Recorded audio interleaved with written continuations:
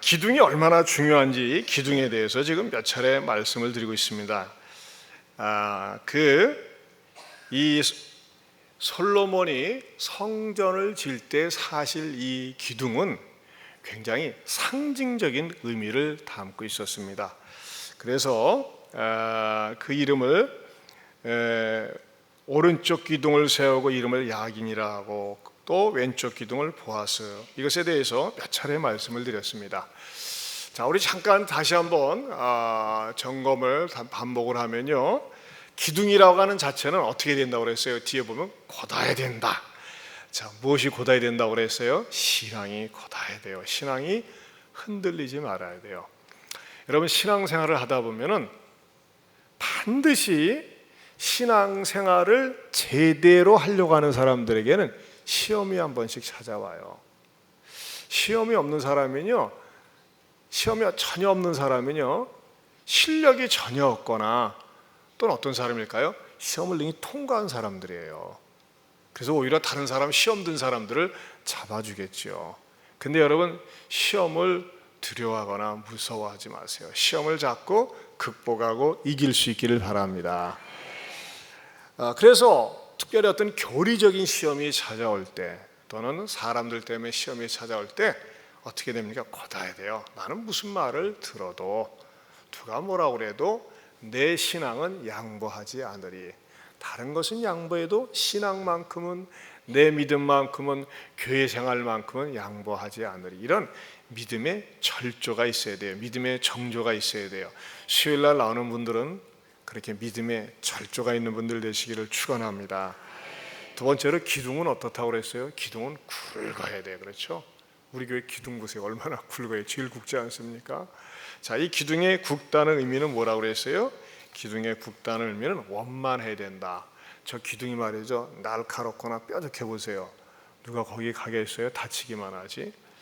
여러분, 교회에 오래 다니고 믿음이 좋은 사람들은 어떠한 성품으로 자꾸 다듬어 가야 할까요? 원만해야 돼요. 원만해야 돼. 웬만하면 이해하려고 해야 돼요. 다른 사람들이 오해하면 어떻게 됩니까? 5회 마이너스 3회. 그럼 뭐가 되죠? 2회. 그렇죠? 오해에서 자꾸 빼야 돼요. 오해하는 것을 풀어줘야 돼요. 그래서 이해심이 많고 아량이 있고 도량이 있는 그런 그리스도인들이 바로 기둥 같은 일꾼이 될 수 있다 말씀을 드렸습니다. 그런데 성경에서, 오늘 성경 구약 성경의 성전을 비교를 해서 야긴과 보아스와 야긴의 기둥을 설명했는데, 놀라운 사실은 신약 성경에 기둥 같은 인물을 소개해주고 있어요. 우리 한번 볼까요? 갈라디아서 2장 9절입니다. 갈라디아서 2장 9절. 수요일은 성경을 여러분에게 찾기 위해서 서비스하지 않는다고 그랬어요. 갈라디아서 2장 9절. 303면입니다.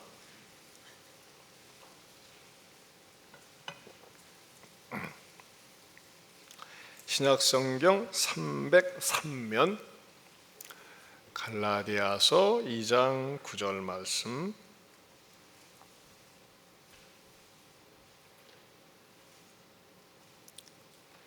자, 찾으셨어요? 찾으셨으면 아멘. 같이 9절 읽겠습니다. 시작. 또 기둥같이 여기는 야고보와 게바와 요한도 내게 주시는 애를 알므로 나와 바나바에게 친교 약수를 하였으니 우리는 이방인에게로 그들은 할라지아에게로 가게 하려 함이라. 여러분 보세요. 사도 바울이, 갈라디아서는 누가 썼죠? 사도 바울이 기록을 했어요. 근데 사도 바울이 딱 바라볼 때, 이야, 야고보, 게바, 요한은 기둥 같은 존재였어요. 여러분, 지난주에도 말씀드렸잖아요. 너는 우리 집안의 기둥이야, 대들보야. 그 말을 듣는다는 것은 얼마나 위로가 되고 힘이 됩니까? 사랑하는 남성 동지 여러분, 남편 여러분, 남자 여러분, 여러분들은 여러분의 가정에서 진짜 기둥이 될 수 있길 바랍니다. 기둥, 든든함을 줘야 돼요. 근데 좀 창피하게요, 남자가 기둥 역할 못하는 집안도 있어요. 때는 우리 교육자들이 신방 보고서를 받거나 또는 어떤 성도들 상담 낼 때 보면 저건 남자가 기둥이 아니야, 기둥이 아니야, 찌질이야, 찌질이, 못나냐. 어떤 사람이 그럴까요? 자기 아내에게 폭언을 하거나 자기 아내에게 구타하거나 제대로 말이죠, 생활비도 벌어다 주지 않으면서 아내만 못 살게 구는 그런 남자들 생각 밖으로 많이 있어요. 그런 남자들이. 참 그런 사람들은 기둥이 아니죠. 그럴 때는 어떻게 해요? 여자가 기둥이 돼야지 뭐 어떡하겠어요. 때로는 부모가 기둥 역할을 못하는 경우도 있어요. 그럴 때는 자녀들이, 아들이나 딸이 기둥이 되어야 합니다. 저는 몇 주에 걸쳐서 여러분들에게 이 기둥에 대한 메시지를 전하고 있는데, 저는 저나 여러분들이 가정이나 교회에서 또는 학교에서 직장에서 기둥 같은 존재 될 수 있기를 축원합니다. 따라서 합시다. 나는 기둥 같은 존재입니다. 그렇죠. 오늘 성경에도 그랬잖아요. 기둥같이 여기는 야고보와 게바와 요한 그랬잖아요. 기둥같이 여기는 여러분들 한 사람 한 사람을 사람들이 그렇게 평가할 수 있기를 축원합니다. 그런데 말이죠, 바울은 뜬금없이 그냥 어떤 수식어로 그냥 좋게, 귀에 듣게 좋게 하려고 이 야고보와 게바와 요한에 대해서 기둥같이 여긴다 그렇게 하지 않았어요. 바울은 이게 누구에게 아첨하는 말을 하지 않았어요. 바울이 왜 야고보와 게바와 요한을 일컬어서 기둥같이 여긴다고 했을까요? 기둥처럼 보였어요. 뭐예요? 교회에. 저도 목회를 하면서요, 우리 교회 안에 기둥 같은 분들이 여러분들이 계세요. 아, 참 저분은 기둥 같다, 이 안교회 기둥 같다, 든든하다, 감사하다, 그런 분들이 있어요. 그 사람이 나일까요? 여러분들이 한번 생각을 해보세요. 아, 목사님이 나를 생각할 때 나를 기둥같이 생각을 할까? 갈대같이 생각을 할까? 생각을 해보세요. 저는 여러분들이 여러분의 가정에서도 교회에서도 야, 정말 나를 기둥같이 생각할 거야 하면서 다른 데서 여러분들을 평가할 때 아, 그분은요 우리 교회의 기둥 같은 분이에요, 그렇게 평가받을 수 있기를 축원합니다. 여러분들이 이 말씀이 늘 속에 마음속에 떠나지 않았으면 좋겠어요. 나는 하나님 나라의 교회의 우리 가정의 기둥 같은 일꾼 되길 원합니다.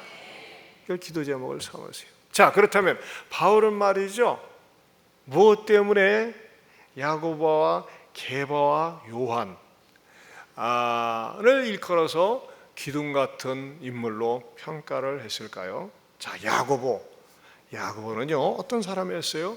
기도의 기둥이었어요. 기도의 기둥. 야고보는 말이죠, 얼마나 무릎을 꿇고 기도를 많이 했는지 낙타 무릎이다.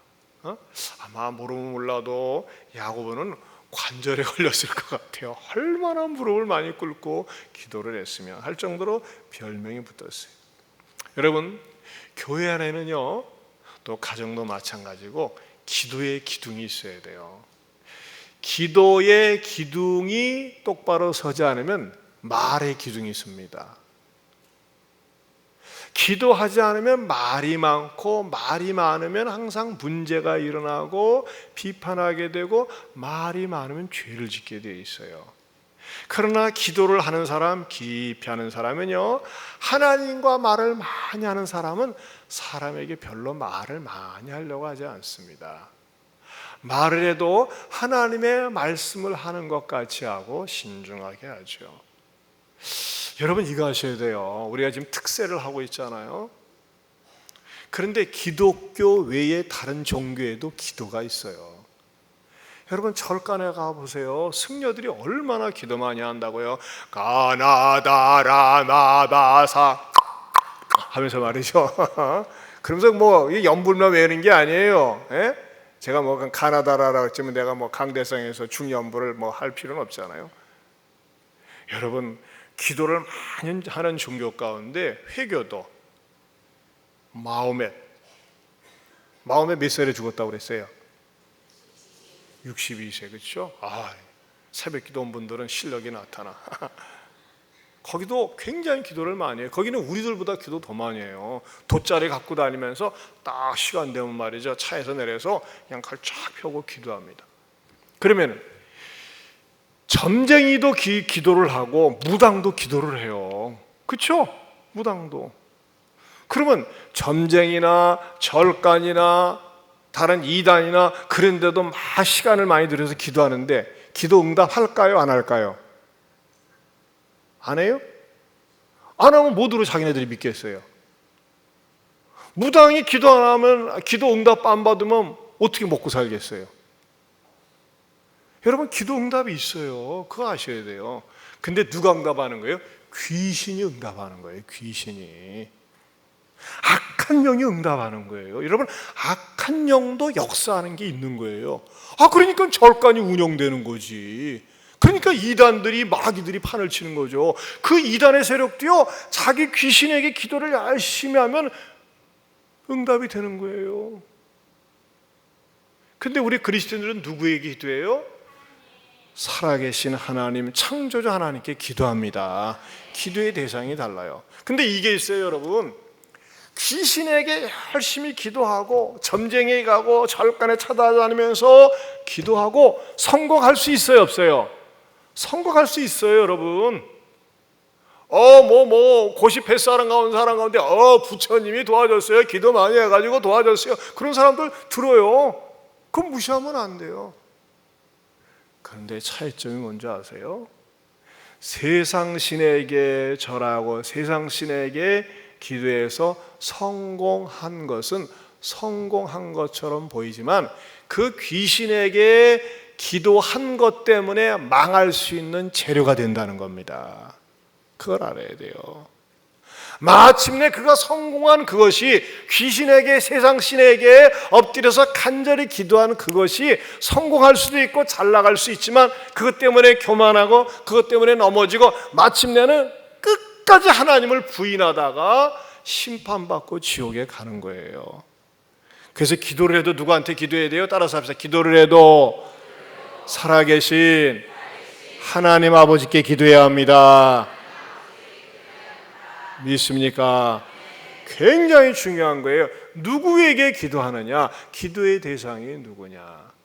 여러분, 그런 의미에서 저는요, 여러분들이 하나님 앞에 나와서 기도하기를 좋아하고 기도하지 않고서는 견딜 수 없고 내 인생에 일어나는 문제들, 내 주변에 일어나는 문제들을 가지고 늘 기도하는 기도의 기둥들이 되시기를 축원합니다. 오늘 뉴스에 보니까요, 모르겠어요, 10월에 검은 10월, 공포의 10월, 경제의 어두운 10월이 온다, 그런 어두운 뉴스들이 들려요. 중국이 경제가 일어나지 못하고 지금 굉장히 어렵다. 여러분, 세상은 항상 불안한 소식들이, 어두운 이야기들이, 마음을 답답하게 하는 그런 일들이 계속해서 끊이지 않고 와요. 그러나 기도하는 사람은, 기도의 구둥은요, 여러분 보세요. 저 기둥 보세요. 아무 기둥 봐요. 아무리 비바람이 쳐도 머리가 까딱하잖아요. 왜? 기도하는 사람 때문에. 기도를 깊이 하는 사람, 늘 기도하는 사람은요, 세상의 흉흉한 소문에, 세상 이야기에 넘어지지 않습니다. 믿습니까? 그러면서 새벽 기도가 좋은 거예요. 새벽 기도에 와서 하나님 앞에 구하고 찾고 두드리면 하나님은요, 어떻게 해요? 기적을 가져다 주셔. 믿습니까? 오늘 아침에도 말이죠, 기적을 엄마가 구했는데 엄마는 기적을 구할 방법이 없었어요. 근데 하나님이 아이를 통해서 어떻게 했어요? 7,650원짜리 기적을 하나님께서 가져다 주셨잖아요. 이것은 새벽기도 온 분만이 뭔 말인지 아는데, 따라서 합시다. 기도하면 기적이 일어납니다. 여러분, 기도를 해도 그냥 많이 하세요. 무기도 무응답, 소기도 소응답, 다기도 다응답이에요. 믿습니까? 따라서 무기도 무슨 응답? 무응답. 소기도 소응답. 다기도. 믿습니까? 하나님 앞에 여러분들이 많이 기도하는 기도의 기둥들이 될 수 있기를 축원합니다. 야곱은 이렇게 기도의 사람이었어요. 여러분, 기도하는 엄마, 기도하는 아빠, 기도하는 자녀가 있는 그 가정은 튼튼히 기도의 기둥이 있기 때문에 얼마나 든든한지 몰라요. 그러나 기도하지 않는 가정, 기도하지 않는 교회는 뭐가 되는 줄 아세요? 사탄의 놀이터가 돼요. 사탄은요, 아까 이 차원하고는 달려요. 이방 종교에도 다른 종교에도 귀신의 역사가 있어요. 귀신에게 기도를 해요. 열심히 해요. 그런데 문제는 뭐냐? 교회를 다니는 사람들 가운데서 어줍지 않은 사람들, 어설픈 사람들이 기도를 소홀히 여긴단 말이에요. 그러다 보니까 마귀가 가지고 노는 거야. 그런 사람들은 마귀가 자꾸 죄짓게 하고 넘어지게 하는 거예요. 그런 의미에서 여러분, 저는요, 이 수요예배에 나온 모든 분들에게 하나님께서 성령의 감동을 주셔가지고 따라서 합시다. 나는 기도의 기둥이 될 겁니다. 아멘입니까? 기도의 기둥이 돼야 돼요. 얼마나 기도할 일이 많은지 몰라요. 자, 그 다음에 말이죠, 게바. 게바는 누구예요? 개 종류 이름입니까? 게바는요, 베드로의 수리아식 이름을 게바라고 그래요. 게바. 베드로는 우리 익숙하잖아요. 베드로는 헬라식 이름이고 게바는 어떤 이름이에요? 수리아식의 이름이 게바예요. 여러분, 베드로 하면 무엇이 연상됩니까? 베드로는 말이죠, 말씀에 의지하는 사람이었어요. 말씀에 의지하는 사람. 우리에게 있어서 말씀의 기둥이 되어야 합니다. 말씀의 기둥. 사람들이 말이지 예수님이 좋아가지고 막 몰려왔어요. 그러다가 또 자기네들이 요구를 들어주지 않으니까 사람들이 또 싹 떠났어요. 그때 예수님께서 제자들과 주변의 사람들을 향해서 니네들도 갈래? 저 사람들 말이지 바람처럼 왔다가 바람처럼 가는데 너희들도 갈래? 그랬을 때 베드로가 뭐라고 그랬는 줄 아세요? 요한복음 6장 66절, 요한복음 6장 66절에서 68절, 155면입니다. 요한복음 6장 66절에서 68절.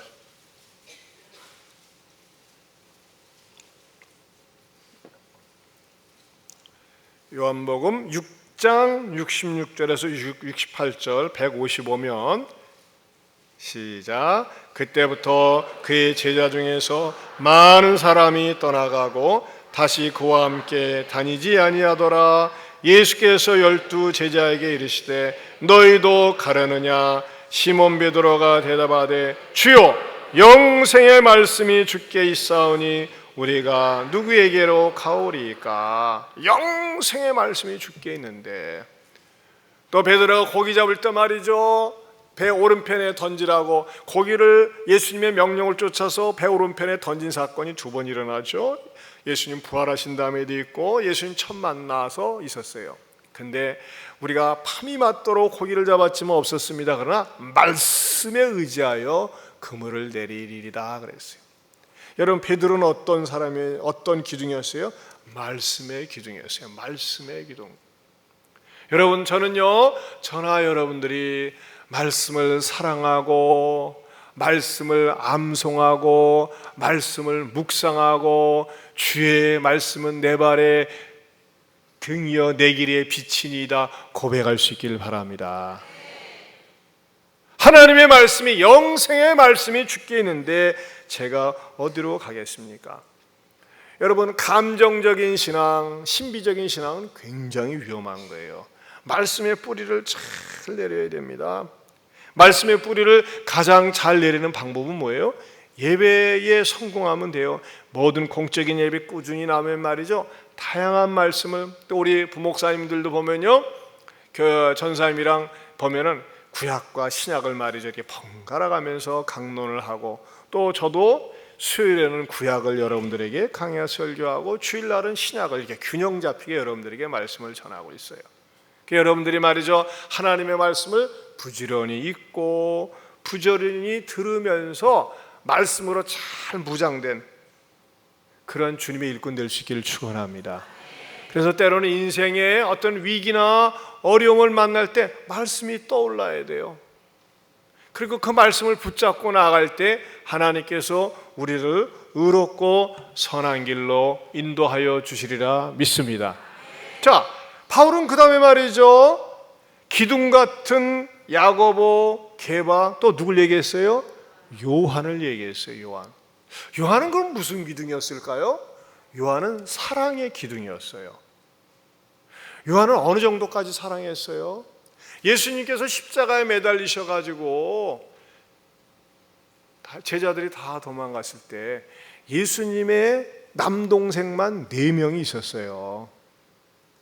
근데 사실 예수님의 어머니를 위탁을 하려면은 친동생들한테 맡겨야 되는데 동생들이 아직 불신자라서 믿음이 그때 당시 없었기 때문에 요한에게 맡겼어요. 그리고 마리아가 죽을 때까지 잘 복양을 했어요. 여러분, 마리아는 보통 여자가 아니에요. 굉장히 가만히 성경을 연구해 보면요, 아주 억세고 그러면서 말이죠, 강한 여인이에요. 아주 주관이 뚜렷하고 10대 시절에 말이죠, 성령으로 말미암아 잉태됐을 때도 그것을 잘 감당할 정도로 대단한 여인이에요. 그 인생의 모든 풍랑을 잘 감당한 여인인데 그런 여인을 갖다가 요한한테 맡겼을 때 어떻게 했어요? 처음에는 힘들었겠죠. 하지만 잘 복양하고 섬겼어요. 어떤 마음을 가지고? 하나님을 섬기는 그런 마음을 가지고. 그리고 요한은 말이죠, 하나님에 대해서 별명을 만든 사람이에요. 하나님에 대해서. 여기 별명 보이시죠? 뭐라고 써 있어요? 시작. 하나님은 사랑이시라. 누가 했어요? 요한이 만든 별명이에요. 여러분, 우리 그리스도인들은 말이죠, 어떤 기둥이 되어야 합니까? 사랑의 기둥이 되어야 합니다. 요한은 말이죠, 요한일서, 그가 쓴 요한일서에서 뭐라고 얘기하고 있어요? 요한일서 2장을 보겠습니다. 요한일서 2장 11절 말씀, 389면입니다.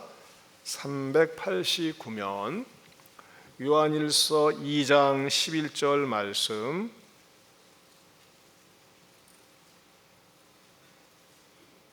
(389페이지) 389페이지는 390페이지 가기 전에 있어요. 자, 같이 찾으셨으면 읽어보겠습니다. 11절 시작. 그의 영자를 미워하는 자는 어둠에 있고 또 어둠에 행하며 갈 곳을 알지 못하나니 이는 그 어둠이 그의 눈을 멀게 하였음이라. 여러분, 형제를 미워하는 사람은요, 맹인이라고 얘기하고 있어요. 눈이 멀었다. 얼마나 무서운 지적입니까? 눈은 떴는데 누굴 미워한다. 그 사람은 말이죠, 어둠에 있는 사람이에요. 어둠이 눈을 멀게 했다고 그랬어요. 또한 4장 20절을 보겠습니다. 요한일서 4장 20절. 4장 20절. 4장 20절 시작. 누구든지 하나님을 사랑하노라 하고 그 형제를 미워하면 이는 거짓말하는 자니 보는 바 그 형제를 사랑하지 아니하는 자는 보지 못하는 바 하나님을 사랑할 수 없느니라. 자, 이게 성경의 균형이라는 거예요. 어떤 분들은요, 신앙생활의 균형이 깨진 분이 많이 있어요. 하나님은 많이 사랑해, 기도도 많이 해.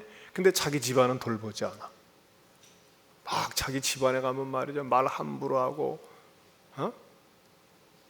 막 고통을 주고 그런 분들이 있어요. 그건요, 하나님을 사랑하는 거 아니에요.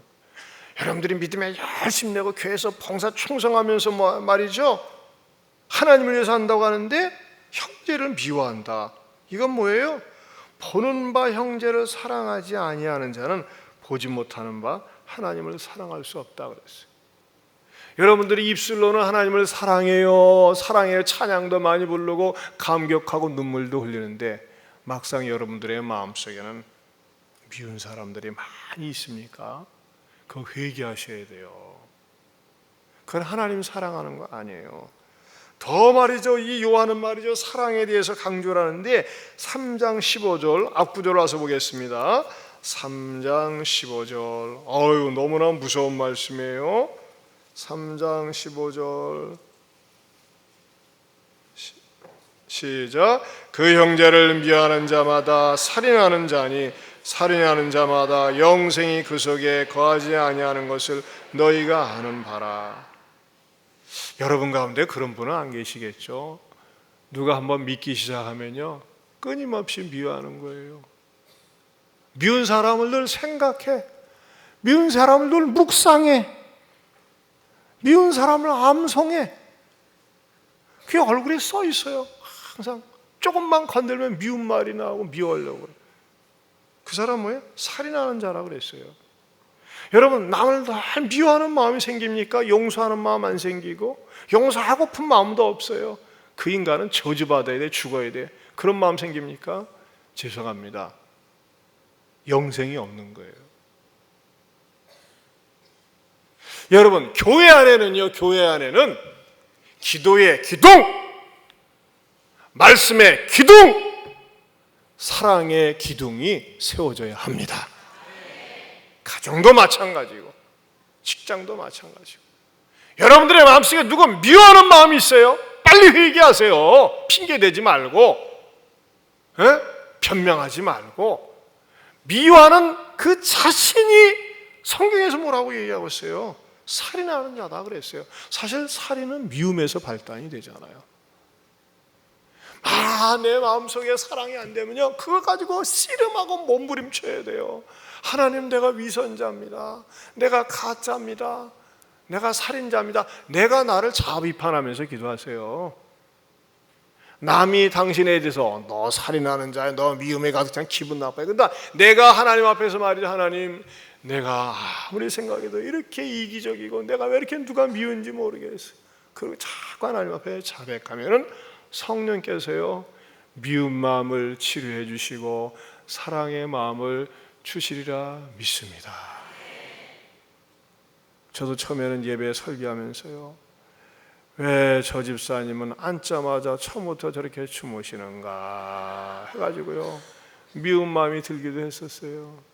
근데 계속 기도하다 보니까 얼마나 피곤하고 목사 설교가 얼마나 차장가 같으면 시작부터 좋을까 위로가 되더라고요. 주무세요 집사님, 주무세요. 얼마나 피곤하겠어요. 종일 하루 종일 와가지고. 눈 뜨지 말고 자래니까. 그분만 알고 저만 알고 있어요. 따라서 합시다. 나는 미움의 기둥이 아닙니다. 사랑의 기둥입니다. 얼마나 좋아요. 나는 사랑의 기둥입니다. 내 마음을 이렇게 열어봐도요 나는 미운 사람이 없어요. 이렇게 얘기할 수 있는 사랑의 기둥, 사랑의 일꾼 될 수 있기를 축원합니다. 자, 그런데 오늘 열왕기상에 말이죠 참 희한한 말씀이 있어요. 다시 본문을 돌아가서 볼까요? 열왕기상 7장 다시 본문을 봅니다. 7장 17절에서 18절 말씀. 열왕기상 7장 17절에서 18절. 자, 같이 읽겠습니다. 기둥 꼭대기에 있는 머리를 위하여 바둑판 모양으로 얽은 그물과 사슬 모양으로 딴 것을 만들었으니 이 머리에 일곱이요 저 머리에 일곱이라. 기둥을 이렇게 만들었고 또 두 줄 석류를 한 그물 위에 둘러 만들어서 기둥 꼭대기에 있는 머리에 두르게 하였고 다른 기둥 머리에도 그렇게 하였으며. 쭉 읽어봐도 말이에요 완전히 확 감이 잡히진 않아요. 그런데 우리가 다 익숙한 단어가 있어요. 기둥 꼭대기 17절에 기둥 꼭대기에 있는 머리를 위하여 뭐라고? 바둑판 모양으로 얽은 그물과 사슬 모양으로 땄다. 또 18절에도 보면 기둥을 이렇게 만들었고 두 줄 석류를 한 그물 위에 둘렀다. 자, 여러분 이 말씀을 통해서 하나님께서 세우신 기둥은 또 하나 어떤 기둥 역할을 해야 되느냐? 영혼을 구원하는 기둥 역할을 해야 된다는 겁니다. 자, 우리 예수님께서 뭐라고 말씀하셨어요? 내가 너희로 사람 낚는 어부가 되게 하리라 그랬어요. 어부는 무엇을 많이 씁니까? 그물을 써요. 낚싯대는 말이죠 개인적으로 고기 잡으러 가는 사람들이 쓰는 거고, 어부들은 그물을 쓴단 말이에요. 자, 그렇다면요 우리 예수님께서는 뭘 가르쳐 주시는 거예요? 하나님의 성전은 영혼을 구원하는 기둥과 같은 인물이 있어야 된다는 것입니다. 얼마나 중요한 상징적 의미가 이 말씀 속에 담겨져 있는지 몰라요. 우리가 말이죠, 하나님 앞에서 기도의 기둥 열심히 영혼들을 위해서 기도하고, 또 말씀으로 말이죠 나를 무장을 하고, 사랑으로 말이죠 다 옷을 입은 다음에 뭐 해야 돼요? 그물을 던져야 돼요. 어디에다가? 믿지 않는 영혼들을 향해서 그물을 던져야 됩니다. 여러분 생각을 해보세요. 열매는 없지만 일주일에 한 번 여러분들이 적어도 누구에게인가 복음의 그물을 던져본 적이 있나요? 그렇다면요, 교회의 기둥 같은 인물이에요. 그러나 복음의 그물을 던져본 적이 없습니까? 죄송해요, 미안해요 이런 말에서 때가 잔뜩 껴있고 나중에는 그물을 못 써요. 여러분 집에 있는 집기도 안 써보세요. 먼지만 잔뜩 있잖아요. 그물을 자꾸 던져야 돼요. 저는요, 하나님 앞에서 항상 하나님 어떻게 하면 내가 복음의 그물을 던질까요? 하면서 항상 두리번 찾는데, 여러분 복음의 그물을 던질 수 있는 가장 손쉬운 접근 방법은요, 낯선 사람을 만나면 먼저 인사부터 하는 거야. 그래서 저는 말이죠, 낯선 사람이 저마치 오면요, 내가 먼저 인사하려고 그 사람을 뚫어지게 쳐다봐. 이게 눈동자가 마주쳐야지만 인사가 되잖아요. 그럼 대부분이 귓구멍에다 뭐 꽂고 다니느라고 거기에 몰두하느라고 쳐다보지도 않아요. 그러면요, 저는 이래요. 쳐다보세요. 그래도 못 들어. 여길 좀 보세요. 그러면 이렇게 듣다가 뭐라고 저 사람이 얘기를 하는데, 뭐라고 얘기를 하니까는 뭐 궁금하더니 일단 내려. 안녕하세요. 예. 좀 그렇게 해요. 아니면 큰 소리로 Look at me! 나 좀 보세요. 날 보러 와요. 그래서 이렇게 소리를 왜냐면 하도 요즘 사람들 전부 다 귓구멍에 해서, 나는 한쪽만 끼고 다니는데 대부분 두 개 다 끼고 다녀요.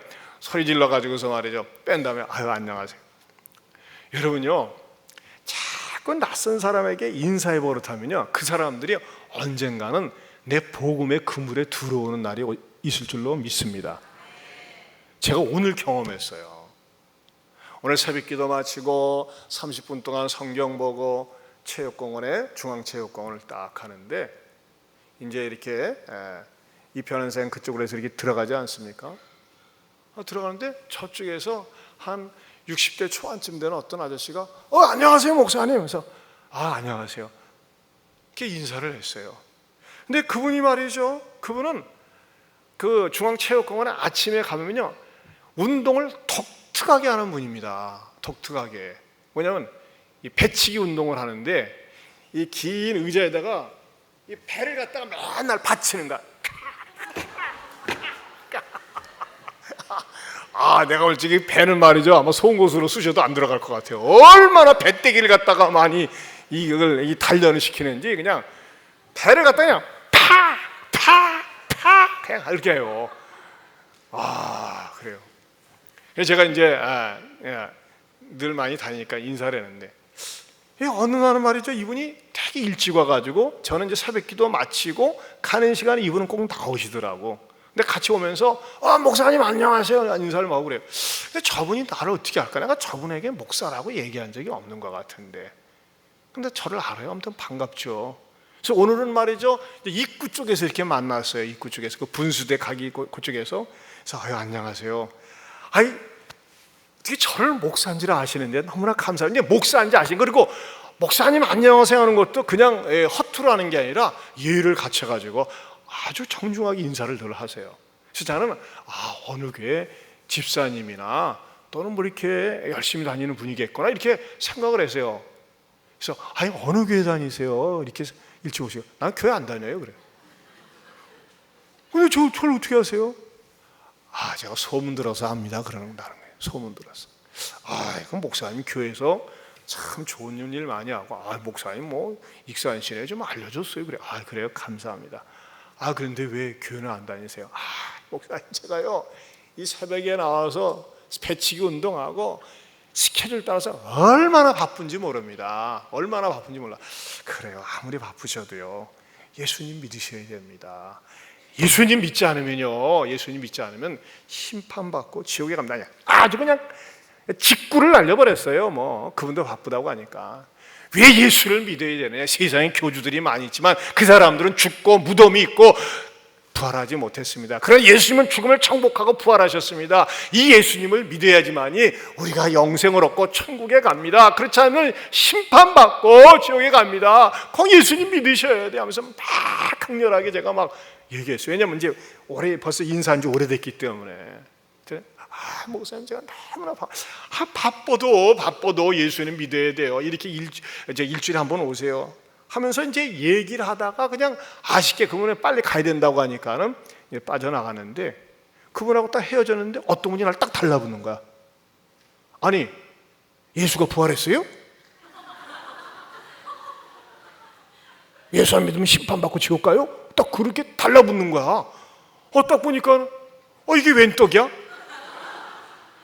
제가 그분에게 전도하는 것을 운동하면서 따라 붙었던 어떤 아주머니가 딱 달라붙어가지고, 아니 예수가 부활했어요? 아니 죽은 사람이 살아날 수 있어요? 이렇게 물어봐요. 그래서 이야, 이거 웬 기가 막히게 하나님께서. 그래가지고 이제 그때부터 저는 스타트 돌기 시작하는 거거든요. 자, 복음을 전했어요. 그렇습니다. 제가 하면서 쭉 복음을 전했어요. 그랬더니 이분은 보니까요, 나이에 비해서 젊으신 분이 69살 되신 김저목 아주머니인데, 남편이 철도청 공무원이었고 사남매를 잘 양육하고 시집장가를 다 보내셨어요. 어디 사세요 했더니 신일 아파트에 사시는데, 근데 예안교회를 몰라요. 그래서 예안교회 여기 있다고 그러고 매주 화요일날 예마 선교에서 식사 대접하니까 와서 식사 대접도 좀 받으시라고 이렇게 권면을 했어요. 그러면서 말이죠, 이분이 궁금해하길래, 자, 어머니는 앞으로 몇 년 사실 것 같아요? 오래 사시고 싶어요? 아니요, 90살까지 사시고 싶어요. 아유, 징그러. 하긴 그래요. 요양원에 가면요, 뭐 할아버지 할머니들이 뭐 애기들이, 아이고 말만, 애기들보다 더 못 튀어. 그러면은 한 80세까지 사시고 싶어요? 띠 하더라고요. 왜? 69인데 80세면 11년 남았잖아. 80세까지 사시고 싶어 했더니 좀 서운하죠? 그게 인생이에요. 너무 오래 살자니 징그럽고, 또 뭐 80세까지만이라도 살자니 또 아쉽고. 더 중요한 건요, 우리가 예수님 믿지 않고 살면요, 심판받고 지옥 갑니다. 예수님을 믿으셔야 돼요. 예수님은요, 우리를 위해서 십자가에 죽으시고 3일 만에 부활하셨기 때문에 그 예수님을 믿으면 우리에게 영생을 주시고, 그 영생이 있기 때문에 이 세상에 살면서 얼마나 근심 걱정이 많아요. 답답한 일이 많아요. 그런 예수님을 믿으면요, 그런 것들이 두렵지가 않아요. 이 세상에서 진정한 만족이 없어요. 예수님 믿으셔야 돼요. 그리고 이 다음에 세상 떠날 때는 그 예수님이 천국으로 인도하신답니다. 예안교회 모르시니까 한번 교회 좀 오늘 같이 한번 가실까요? 교회 안내 드릴 테니까. 오늘은 바빠서 안 된대. 자기가 찾아오겠대. 그래요. 그러면요, 제가 어머니 기도 한번 해드릴게요. 사돈을 막 돌아다니는데 딱 세워놓고, 하나님 아버지 또 기도를 받더라고요. 어깨 손 딱 얹고 말이죠. 그냥 오늘 이분이 복음 들었는데 꼭 예수 믿고 교회 나와서 신앙생활 하게 해주세요. 간절히 기도해 드렸더니 이분이 또 아멘 하시더라고요. 할렐루야.